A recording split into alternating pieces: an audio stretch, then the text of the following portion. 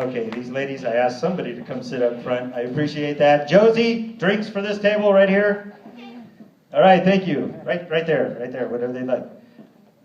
Hey, I don't want to start out by making any trouble, but women are smarter than men. Yeah! Woo! And if you want to be successful, you got to think like smarter people. So that's what I'm trying to do. So I want to know, do these pants make my dick look fat? I got a friend who reminded me that I apparently made that joke at Burning Man last year. Thanks, Eddie. Oh, man. You know what? Sometimes new words come into my mind. For instance, avalanche. Avalanche happened when I accidentally pulled the wrong apple out of the pile and the rest went tumbling down. Had an avalanche. Or, you know, when you sit down on the toilet, you get that cold splash up in your butt? That's a punami. You know what I like about that joke? Every one of you is going to have that happen sometime in the future. You're going to go, punami! I'm immortal now. My daughter told me that she was 16 before she saw the words Pulitzer Prize in print. And until then, she thought it was the Pullet Surprise. And what I thought was really funny was imagining my daughter going, how come when people write great works of literature, they get rewarded with Pullet? Surprise! Yeah, thank you. You know, puns, if you get a groan with a pun, that's actually good. It's kind of like laughter. Here's one for you. See if this makes you groan. This is true. Strap-on, spelled backwards, is no parts. You guys are going to write that down. Really? Oh my God. Hey, as long as we're on the subject of fun, kinky sex facts, anybody fond of the double oral 69 position? Go ahead. Show of hands. Applause. Yeah, people in the back row. Check on them, would you? Start back there. Well, did you ever realize that the square root of 69 is 8 something?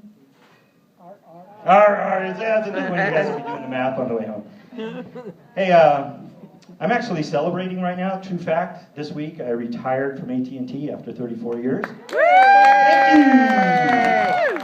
Indeed, and all this thought about wordplay got me thinking about my first job, one of my very first jobs at AT&T.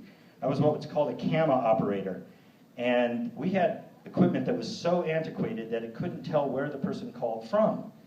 So a bunch of poor people like me had to sit there for 8 hours a day and say, your number, please.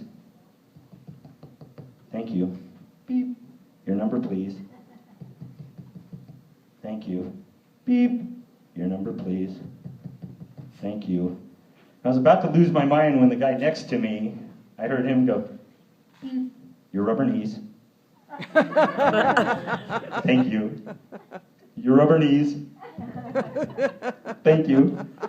The killer bees. Sting you. Limburger cheese. Stink you.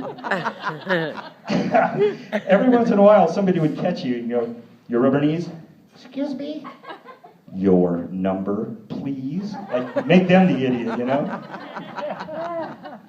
Oh, it kept me alive for a while. The other thing was one of the communities we served was Grass Valley, California. My dad lived there.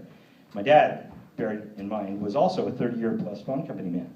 Waited 3 weeks. Finally happened. Your rubber knees? 273-8849. Oh, I'm sorry, sir, but due to an unpaid bill, you're not allowed to make any long-distance calls. Sir, profanity will not help. Dad, it's me. Have a nice evening. Thank you. Oh, good time. Recently, I was heading up 395 here, getting onto I-80, and I saw a billboard there that said, Jesus, I trust in you.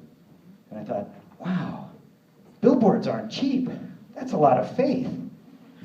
I mean, not just that Jesus exists, but that he's going to be going northbound on 395 and eastbound on 80. But, you know, I guess it's not out of the question, because if Jesus does come back, where's he going to start?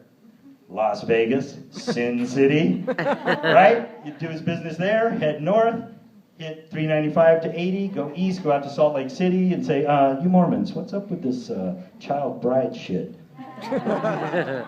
What I kind of wonder is when Jesus comes back, how's he going to get around? You know, what's he going to drive? I mean, you know, it's easy to picture him in a Volkswagen van, right? I mean, it's just perfect. But he's got places to go, things to do, people to see, unlimited expense budget. So I'm thinking Ferrari, 4-seater. Moses is like, hey, can I drive? Jesus says, hell no, you were lost in the desert for 40 years. Judas, you're designated driver. You owe me, bitch. I just like the thought of Jesus saying, you owe me, bitch. So Judas comes up to the spaghetti bowl during rush hour, total traffic jam, says, oh, traffic stop. Jesus says, oh, me?